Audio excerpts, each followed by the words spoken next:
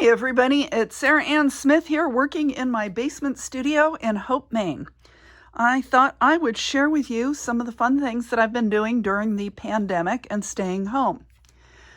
For 2020, I decided to branch out and I applied to be and was delighted to be selected as a Michael Miller brand ambassador. That dovetails perfectly with being a Janome artisan. You will have to pry this machine out of my cold, dead hands because I love it so much.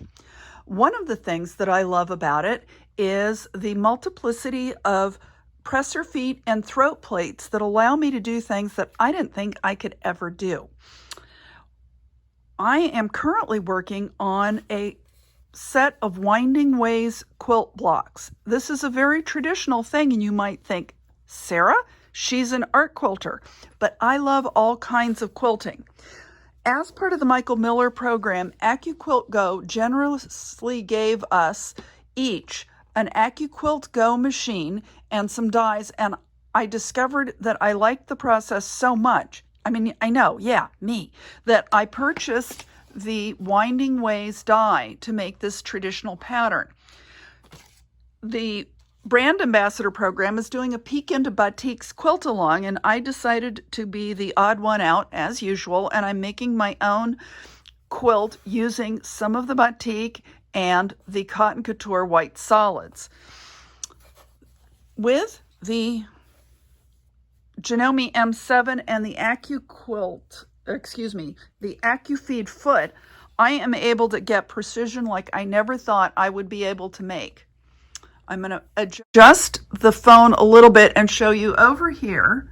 This is what the presser foot looks like, and I'm using a utility stitch that automatically locks out everything else so that I will not mess up and break a needle.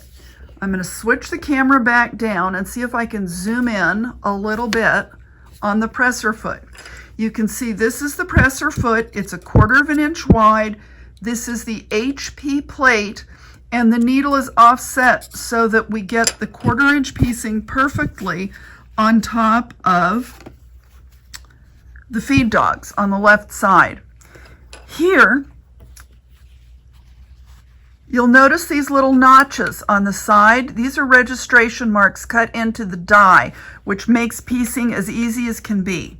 I'm going to put the concave piece on top of the convex. So if life were fair, it would be the waist goes on top of the hips. And I'm going to start sewing.